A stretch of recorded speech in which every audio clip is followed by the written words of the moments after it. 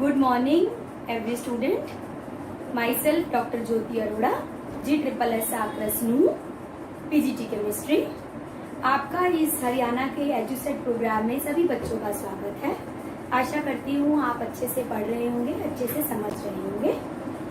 अब आपका ये जो हम चैप्टर आज करेंगे दैट इज क्लास 12 का chapter 10 halo alkanes and haloarenes. इसकी 2 वीडियो ऑलरेडी टेलीकास्ट हो चुकी हैं, but as this chapter is the base of the organic chemistry of class 12, so that is why I am repeating the important topics of this chapter.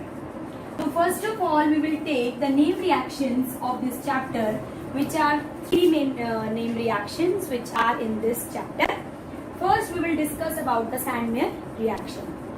थोड़ा सा मैं Sandmeyer reaction से पहले थोड़ा सा आपको रिवीजन कराना चाहूंगी कि हमने किया hello alkenes and halo arenes. तो क्या थोड़ा सा बता सकते हैं मुझे व्हाट आर हेलो मीन्स? यहाँ पर हेलो लिखा हुआ है, यहाँ भी हेलो लिखा है। What is this halo? Yes, very good. These halo are the halogens. Halo क्या है? ये हेलोजेंस हैं जो कि हमारे फ्लोरीन, क्लोरीन, ब्रोमीन और आयोडीन होते हैं। कौन से ग्रुप में होते हैं? 17th ग्रुप में होते हैं। ठीक है, समझ में आई? So these are halogens and alkanes and arenes. Alkanes are simply, alkanes are what? These are simple aliphatic compounds. Aliphatic compounds everybody knows. अब आप बहुत सारा पढ़ चुके हैं 11th में भी 12th में भी। एलिफेटिक कंपाउंड जो कि क्या है इस तरीके से, these are known as aliphatic compounds. They can have double bond, they can have triple bond, but उसके अंदर जो है बेंजीन रिंग नहीं होनी चाहिए। So these are aliphatic compounds. इसकी एक बहुत सिंपल सा टेस्ट भी करते हैं लैब में। हमने स्पैचुला लिया, स्पैचुला लेके हम क्या करते हैं, इसको जलाते हैं। छोटा थोड़ा सा हमने कोई कंपाउंड ले लिया, जब हम उसको जलाएंगे तो हम देखते हैं कि बहुत काला वो जो है, तो ये है तो इसमें से कोई ऐसा काले रंग का धुआं नहीं निकलेगा। तो दीज आर एलिफेटिक कंपाउंड्स। दूसरा हमारे पास आते हैं, यहाँ पर हमने बात की arenes. Arenes means aromatic compound. Aromatic compounds का मतलब क्या हुआ? जिसके अंदर क्या है, हमारी बेंजीन रिंग प्रेजेंट है। They are known as aromatic और arenes. Okay, so haloalkanes means alkanes के साथ में, एलिफेटिक कंपाउंड्स के साथ में। अभी वैसे हम एल्केन्स की बात कर रहे हैं तो हम डबल बॉन्ड ट्रिपल बॉन्ड की बात भी नहीं करेंगे। We will just talk about simple alkanes with any halogen. And halogen को जो हम रिप्रेजेंट करते हैं वो करते हैं एक्स से। किससे रिप्रेजेंट करते हैं? एक्स से। ओके, और जो हमारी एरोमेटिक एल्कीन्स हैं दे आर हेलो एरीन्स। इसके ऊपर अगर किसी भी पोजीशन पे एक्स लगा हुआ है, ये मोनो भी हो सकते हैं, मोनो हेलो एल्कीन्स हो सकते हैं, डाई हेलो एल्कीन्स हो सकते हैं, ट्राई हो सकते हैं। इसी तरीके से एरोमेटिक में भी एक हेलोजन लग सकता है, 2 लग सकते हैं, 3 लग सकते हैं एंड सो ऑन। जितने ज्यादा लगते जाएंगे ऑब्वियसली कॉम्प्लिकेशन उतनी ज्यादा बढ़ती चली जाएगी। ओके, तो these are halo alkanes and halo arenes. Now we will discuss about the Sandmeyer reaction. Sandmeyer reaction is very important reaction for the synthesis of aromatic और एराइल हैलाइड्स। एक चीज आपने, can anybody tell me the difference between the synthesis and the preparation? Can anybody? Synthesis and preparation? No. Okay. What is the basic difference between the preparation and the synthesis? Preparation means you have given a material.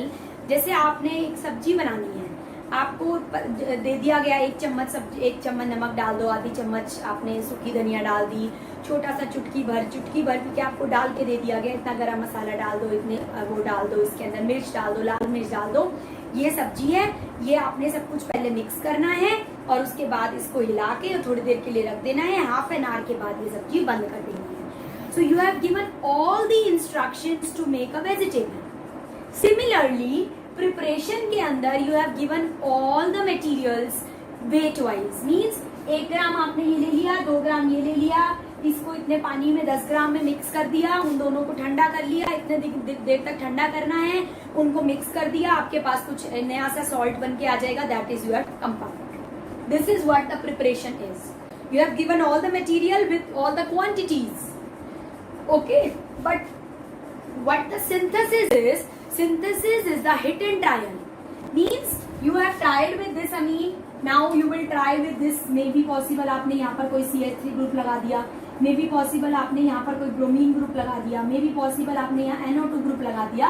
तो like this you can change the starting materials, you can change the quantities. You don't know what quantity you have to take. You will first try with 500 milligram, then 1 gram, then 2 gram and all that, and you will see the change the conditions also. Okay, you will change the conditions also. So this is what the synthesis is. But as this reaction is very very common, very well known, very much experiments have been so much experiments have been done on this reaction. So normally we use in this preparation because everybody knows कि इतने ग्राम ये लेना है, इतने ग्राम ये पानी में डालना है, इतने ग्राम ये लेना है, ये सब मिक्स करना है, इतनी देर के लिए रखना है, everything. Okay, so this is the difference between the preparation and the synthesis. Now we will go to the this है क्या इसके अंदर, this is for aromatic और aryl halides. What we have taken amines, और amines भी हमने कौन से लिए हैं, प्राइमरी एमीन. यहाँ देखो N के साथ में एक ही कार्बन लगा हुआ है, 2 H लगे हुए हैं, that means this is primary amine. So primary amine हमने लिया, एरोमेटिक प्राइमरी एमीन लिया, इसको हम क्या बोलते हैं, एनिलीन. व्हाट वी से इट, एनिलीन. इसमें हमने NaNO3 प्लस HCl का मिक्सचर डाला. NaNO2 हमने एक टेस्ट ट्यूब में लेते हैं, पानी में मिक्स कर देते हैं इसको. देन वी टेक HCl, इसको हमने पानी में मिक्स किया. इनको हमने दोनों को क्या किया, दोनों को एक आइस बाथ में हमने इसको ठंडा कर लिया. ठीक है, दोनों को इकट्ठा भी ठंडा कर सकते हो, दोनों को मिक्स करके भी ठंडा कर सकते हो. इट्स योर विश, कैसे भी कर सकते हो. ये हम एक्सपेरिमेंट बहुत BSc में बहुत कॉमन एक्सपेरिमेंट होता है for the test of primary amines, aromatic amines, secondary aromatic amines and tertiary aromatic amines. ये हमारे पास हमने क्या किया, we have put it in the ice bath.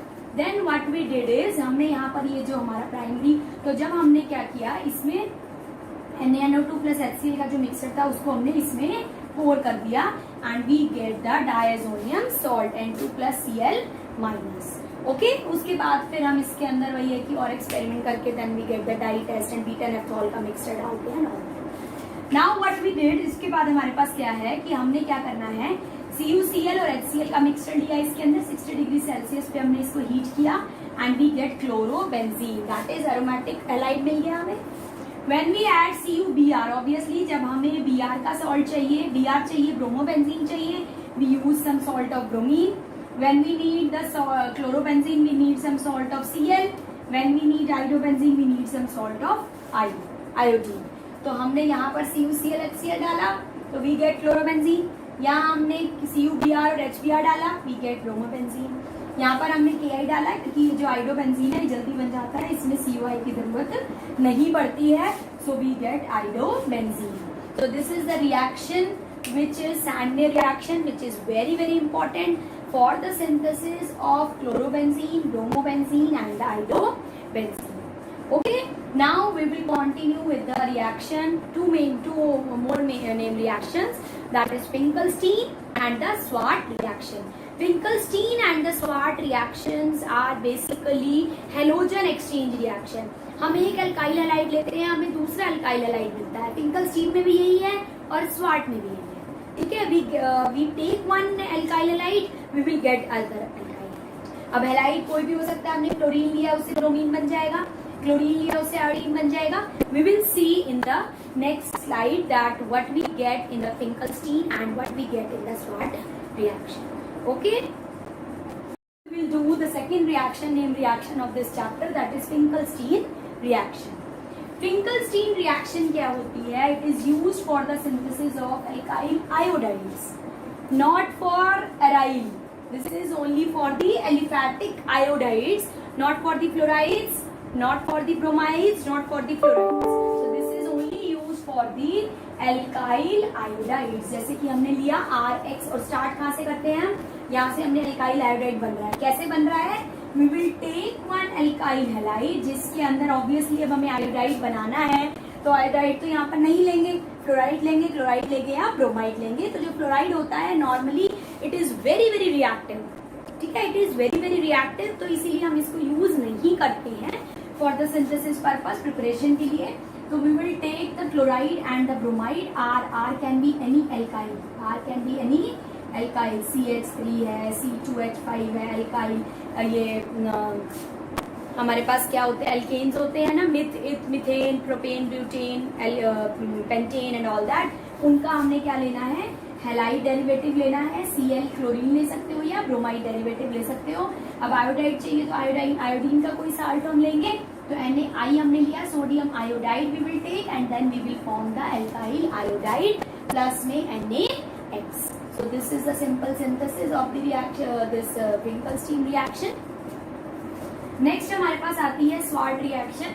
Sword reaction में हमारे पास क्या होता है, RBr हमने लिया, इसके अंदर this is use for the synthesis of alkyl fluorides. वो हमने एल्काइल आयोडाइड्स के लिए यूज की थी, ये हम किसके लिए यूज करते हैं, एल्काइल फ्लोराइड्स के लिए यूज करते हैं हम।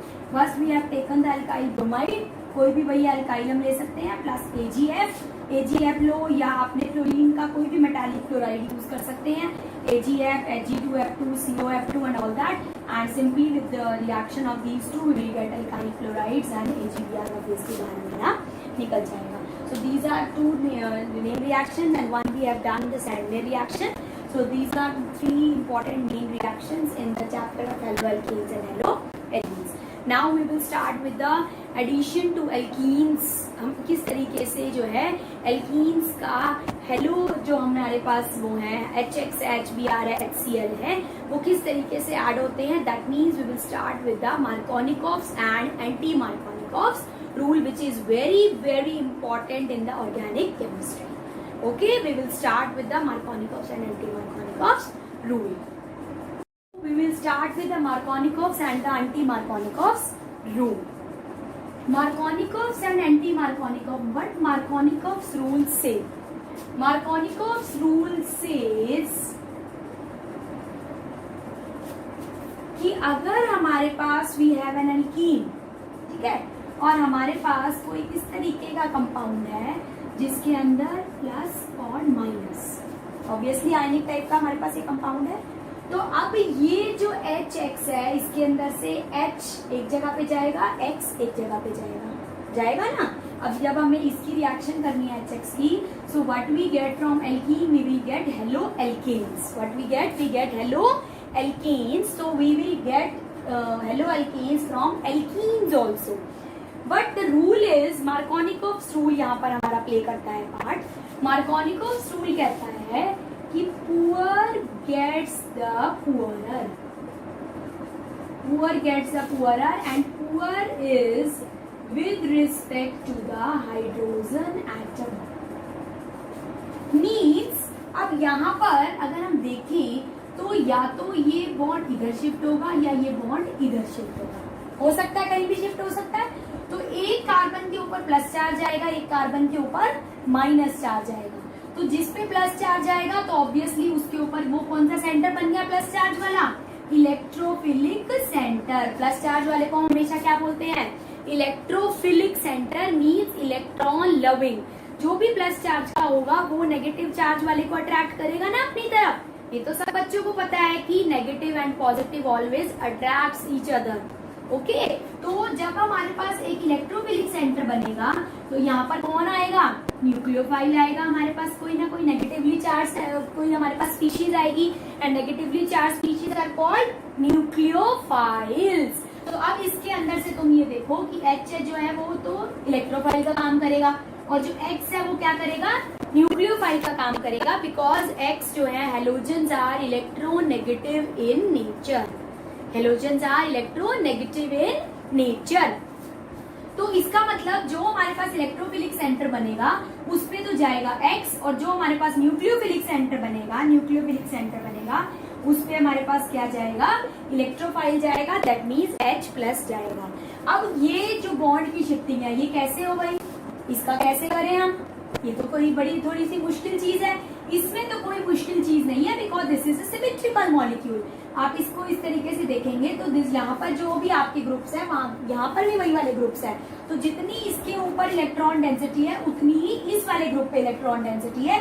सो doesn't matter arrow will go in right direction और arrow will go in the left direction. So in general terms, simply what happens, at one carbon center H will go, at other carbon center X will go.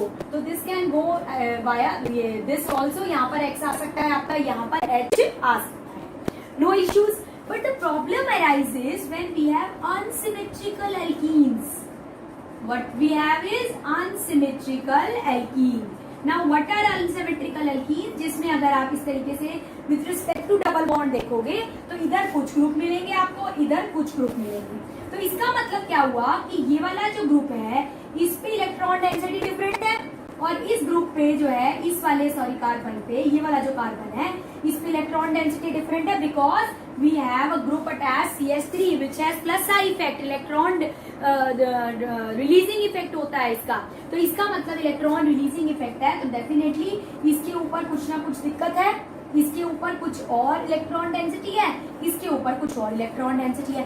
So how every time we decide कि किस carbon के ऊपर electron density ज्यादा है. ठीक है ना, क्योंकि यहाँ अभी तो हमें पता है कि CH ग्रुप जो 3 ग्रुप है वो प्लस आई है, इलेक्ट्रॉन रिलीजिंग है. बट कुछ ग्रुप ऐसे हैं जिनके बारे में हमें नहीं पता है.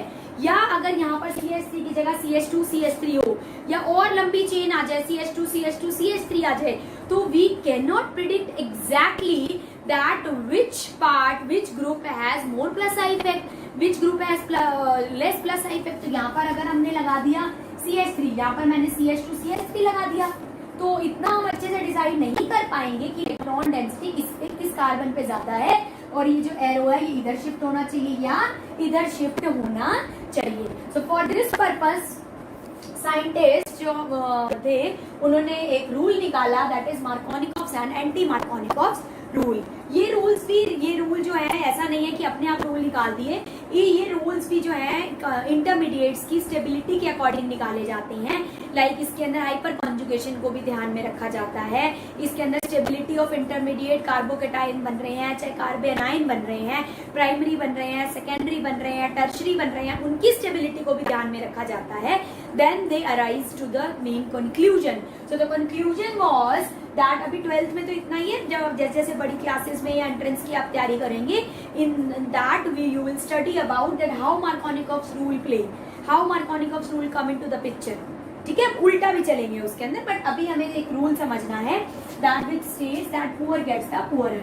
तो इसके अंदर ये कहना चाह रहा है कि जो कार्बन इन दोनों में से जो डबल बॉन्ड से डायरेक्टली अटैच है, this is the important thing, जो कार्बन डबल बॉन्ड से डायरेक्टली अटैच है उस कार्बन पे जिस कार्बन पे कम हाइड्रोजन होगा, पुअर मैंने लिखा ना विद रिस्पेक्ट टू हाइड्रोजन, तो जिस कार्बन पे कम हाइड्रोजन होगा उसको कम ही हाइड्रोजन मिलेंगे. तो पुअर गेट्स द पुअरर. कम हाइड्रोजन वाले को कम ही हाइड्रोजन मिलेंगे. अब देखो इसके ऊपर हाइड्रोजन कितने हैं, एक ही हाइड्रोजन है. इस कार्बन पे कितने हाइड्रोजन है, 2 हाइड्रोजन है. तो इस पे कम है तो इसका मतलब इसको हाइड्रोजन नहीं मिलेगा. पुअर गेट्स द पुअरर, इसको हाइड्रोजन नहीं मिलेगा. तो इसको हमें क्या मिल गया, इसको मिल गया X हेलोजन मिल गया और इसको क्या मिल गया, H मिल गया. तो this is the major product. और ये नहीं है कि सिर्फ और सिर्फ मार्कोनिकॉफ्स रूल के हिसाब से प्रोडक्ट बनता है, प्रोडक्ट्स वैसे भी बनते हैं. तो अगर ये मान के चलो 90% है तो ये 10% बन जाएगा. तो दूसरे केस में क्या होगा, ऑब्वियसली यहाँ पर H आ जाएगा और यहाँ पर X आ जाएगा और होगा वहीं पर HX का अटैक, H प्लस और X माइनस का, जिन कार्बन जो कि एडजेसेंट टू डबल बॉन्ड है. और किसी कार्बन पे नहीं होगा अटैक. कहाँ पर अटैक होगा, जहां पर जो है इलेक्ट्रॉन डेंसिटी प्रेजेंट है. ऑब्वियसली जब डबल बॉन्ड है तभी तो इलेक्ट्रॉन डेंसिटी का फर्क पड़ेगा. ठीक है, तो यहाँ पर हमारे पास आ जाएगा मार्कोनिकॉफ्स रूल और एंटी मार्कोनिकॉफ्स रूल के हिसाब से प्रोडक्ट बनेगा. And major will be the Markovnikov's rule. ये अगर हम X को HBr डाल दें, चाहे HCl डालें, चाहे HI डालें, कोई भी अगर हम हेलोजन डालते हैं HI HCl HBr, उस केस में हमारे पास मेजर प्रोडक्ट क्या बनेगा, हमारा मार्कोनिकॉफ्स रूल. अब हमारे पास आता है एक एक्सेप्शन. इसके अंदर होता है when the reaction takes place with HBr in the presence of peroxide, in that case the major product is anti-Markovnikov's rule. What anti-Markovnikov's rule says, poor gets the richer. तो poor ये है तो obviously ये rich मिलेगा, इसका मतलब इसको H मिल जाएगा तो ये मेजर हो जाएगा. और यहाँ पर इसको H मिलेगा तो ये वाला हमारा क्या हो जाएगा, माइनर हो जाएगा. तो this is what the Markovnikov's rule says. तो अगर तुम्हें बनाना हो कोई भी डेरिवेटिव, जैसे 2 हेलो कोई भी एल्केन बनानी हो, 2 पोजीशन पे यहाँ पर बनानी है ना आपने, 2 हेलो एल्केन बनानी हो तो we will use HBr HCl HI in the presence of Markovnikov, ये सिंपली ठीक है। But when we have to make the halogen derivative, halo alkane जब हमें बनाना है एट वन पोजीशन हेलोजन पे अगर हमें चाहिए तो मैंने बनाना है 1 क्लोरोपेंटेन। तो 1 क्लोरोपेंटेन अगर मुझे बनाना है तो मैं पेंटीन लूंगी और वहां पर हम HBr लेंगे पर ऑक्साइड की प्रेजेंस में, तो हमारे पास ये बन जाएगा। अगर मुझे बनाना है 2 क्लोरोपेंटीन, तो पेंटेन 2 क्लोरो बनाना है, तो 2 क्लोरो के केस में हम क्या करेंगे, यहाँ पर ये लेंगे सिंपल HBr HCl HI लेंगे and we will do this reaction. तो for this purposes we have these two Markovnikov's and anti-Markovnikov's rule. Poor gets the poorer says Markovnikov's rule and it is always with respect to the hydrogen. एक मैं इसका example और आपको देती हूँ, छोटा सा example we will see. Example अगर हम किस तरीके का एग्जाम्पल लेते हैं, can you tell me, simple HI है यहाँ पर, can you tell me which product we will get. See this is a double bond, ये डबल बॉन्ड है तो या तो ये कार्बन यूज होगा या ये वाला कार्बन यूज, ठीक है।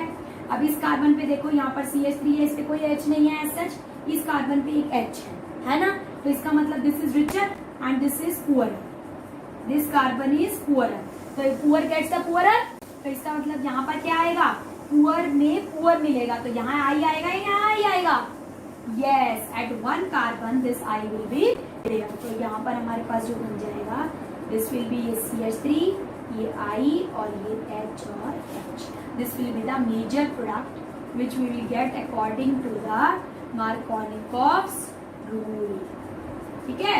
बट अगर हमें यही डेरिवेटिव बनाना होता एल्कीन से, यहाँ पर ये 1 है 2 हेलो 1 मिथाइल 2 हेलो साइक्लोहेक्सेन, तो हम यहाँ पर हमें क्लोरीन चाहिए होता, we will then do the reaction with HBr peroxide, ठीक। Markovnikov's rule, the questions, the problems are in the slide, you can practice them, you can see what major products and the minor products you will get when you will do the reaction to the alkene of halogens HS and HX, that is HBr HCl HI in the presence of peroxide, in the absence of peroxide. In the next slide we will see the SN1 and SN2 reaction and then we will wind up with this video, okay.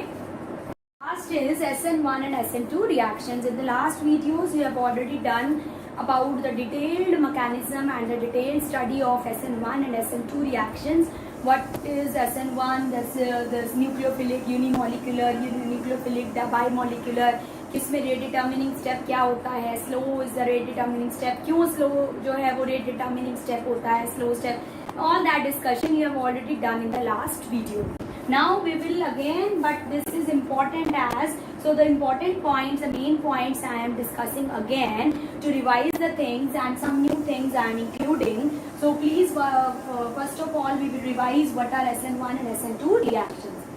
Can anybody tell me SN1 reaction में क्या intermediate बनता है? Simply SN1 में सबसे पहली बात ये है कि this is nucleophilic substitution reaction. कौन सी रिएक्शंस होती हैं ये? न्यूक्लियोफिलिक सब्स्टिट्यूशन रिएक्शन, जैसे कि न्यूक्लियोफाइल जो है वो सब्स्टिट्यूट होता है, जैसे यहाँ पर हमने न्यूक्लियोफाइल सब्स्टिट्यूट किया, ये हमारा न्यूक्लियोफाइल था X माइनस, यहाँ से ये ROH बन गया और प्लस में HX बन गया, ठीक है। इसमें भी यहाँ पर ये प्लस का होता है, ये माइनस का, सिंपल मैंने वाटर के साथ रिएक्शन करी या KOH के साथ चलो आप रिएक्शन कर सकते हो, so you will get KX इधर, तो OH माइनस ये यहाँ से सब्स्टिट्यूट हुआ, तो nucleophilic substitution reaction simple reaction है। न्यूक्लियोफाइल का सब्स्टिट्यूट होना मतलब किसी को हटाना अपनी जगह से, ठीक है। अब आपने ये देखना है कि जो ये हट रहा है ये, अब जैसे कि मैं मान के चल रही हूँ कि हमारे घर में कोई एक आया हुआ है, कोई या कोई भी एक इंसान है अंदर, घर के अंदर है, उसको बाहर जाना है और किसी और को अंदर आना है, that is what simply the nucleophilic substitution reaction is, okay.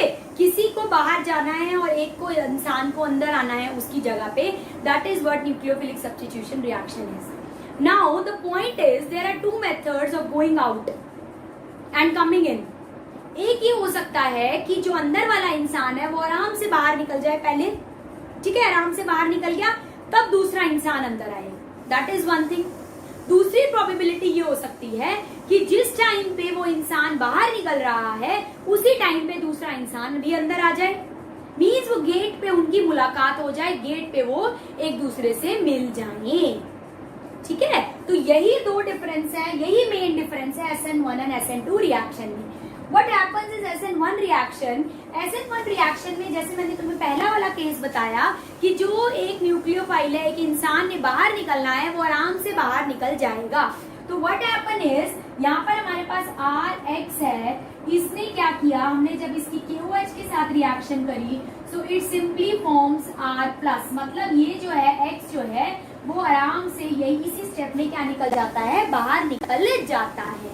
ठीक है, now in the second step, ये हो गया हमारा फर्स्ट स्टेप। सेकेंड स्टेप में व्हाट हैपेंस इज R+ जो है ये KOH के साथ फिर से रिएक्शन करता है, या ये यू कैन से यहाँ पर इसकी रिएक्शन नहीं होती है।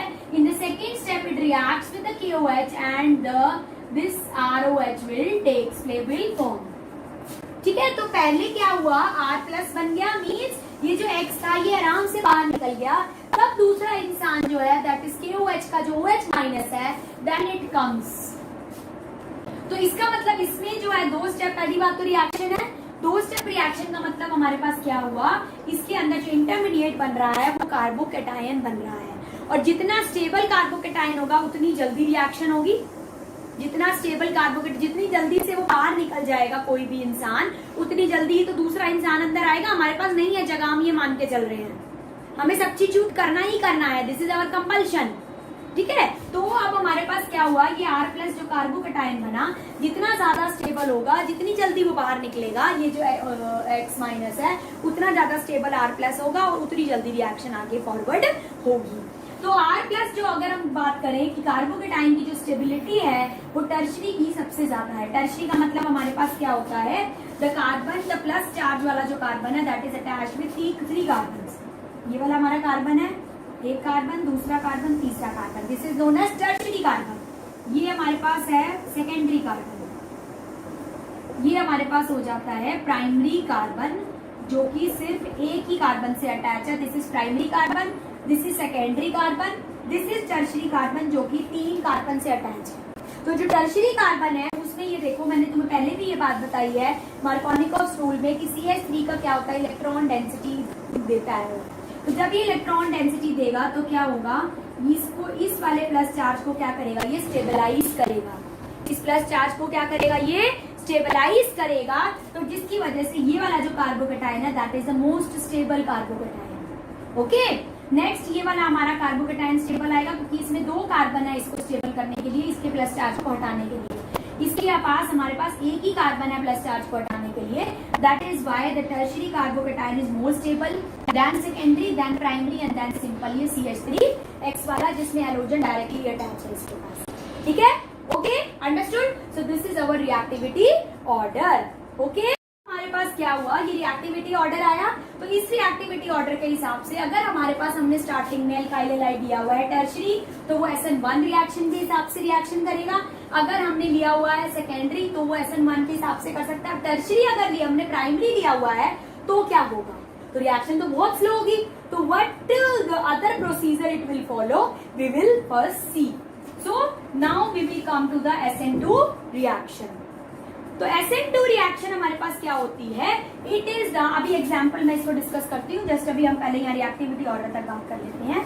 SN2 रिएक्शन जो है this is the formation of 5 member transition state. जैसे मैंने तुम्हें दूसरा एग्जांपल दिया कि एक इंसान बाहर निकल रहा है, उसी टाइम दूसरा इंसान अंदर आ रहा है। तो मैंने ये RX की रिएक्शन कराई KOH के साथ। So what it will do, R यहाँ से ये बाहर भी निकलेगा और यहाँ से ये अंदर भी आएगा उसी पॉइंट पे।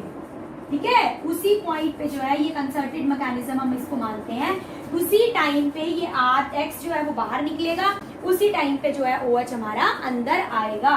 तो दिस इज 5 मेंबर्ड रिंग हमारे पास बन जाती है। तो R मैंने लिख दिया, अगर यहाँ पर हम C लिखेंगे तो ऑब्वियसली कार्बन की वैलेंसी कितनी होती है, 4 वैलेंसी होती है। तो 4 तो कार्बन के अपने वो हो गए एटम्स, और लास्ट कौन सा हुआ, OH। तो अगर चलो मैं इसको R की जगह इस तरीके से लिख लेते हैं तो 5 मेंबर्ड बन गया ना, 1 2 3, और यहाँ पर एक और ये वाला 5 हो गया, और ये OH जो है ये भी अंदर चला जाता है। ठीक है, साथ साथ अंदर आ रहा है, साथ साथ ये बाहर निकल रहा है, तो it forms a 5 member transition state. अब 5 मेंबर ट्रांजिशन स्टेट बनने से क्या हो जाती है, भीड़ भाड़ हो जाती है, भीड़ मच जाती है, क्योंकि दरवाजे से एक इंसान निकल रहा है, एक इंसान अंदर आ रहा है। तो अगर कोई मोटा इंसान है तो उसका निकलना और साथ में एक दूसरे इंसान का घुसना is quite difficult, it is quite difficult. तो क्या होता है इस केस में, तो जो घुसने वाला इंसान है वो सोचता है मैं दूसरे रास्ते से चला जाता हूँ, तो दूसरे रास्ते से जाने की वजह से क्या होता है कि ये जो OH अंदर जाना है ये या तो यहाँ से अटैक कर सकता है,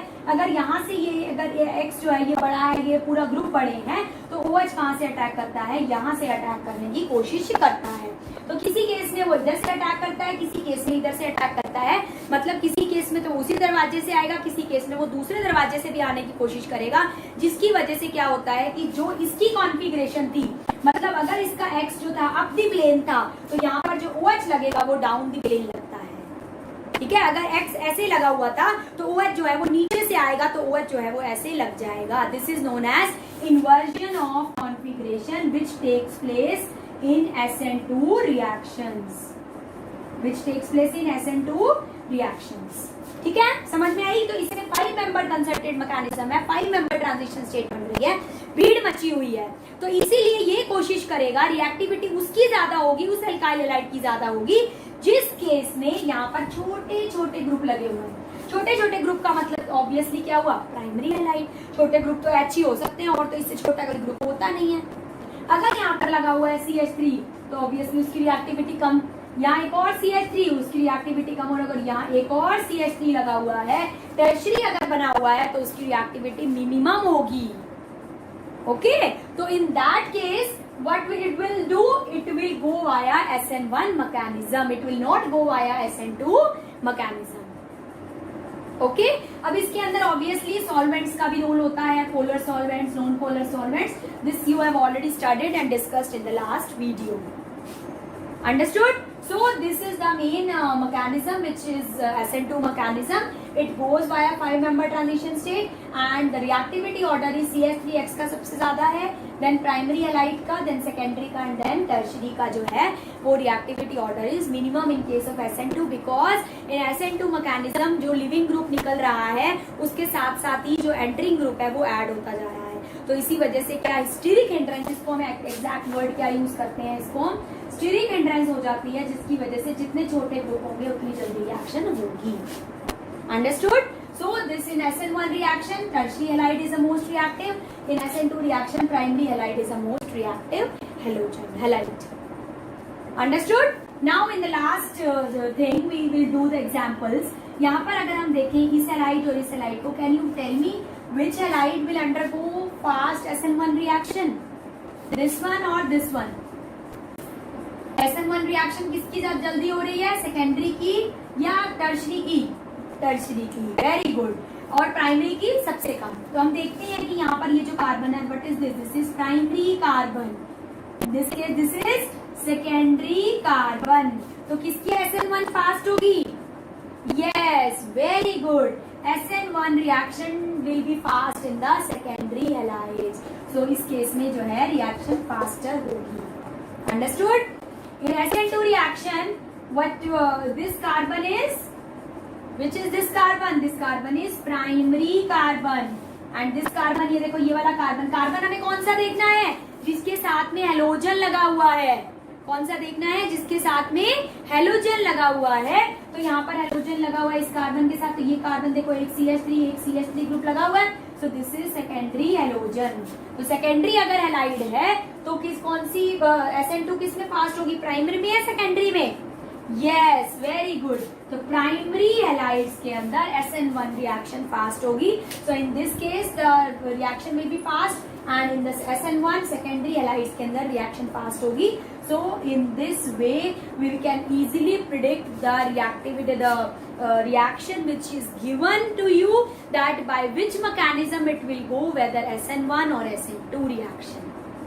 Okay, polar non-polar solvents की already discussion हो चुकी है. So by concluding all these factors we can easily conclude, by seeing all these factors we can easily conclude whether the reaction will undergo with via nucleophilic substitution unimolecular or nucleophilic substitution bimolecular. Okay, so now the problems are given in the slides. You can easily solve them, you can easily try them, and you can consult with the teachers, concerned teachers, and hope you will all make your notes and understand the things clearly. Now, okay, now we will start in the next slide. In the next video, we will start with our next chapter, alcohols and phenols. Okay, thank you.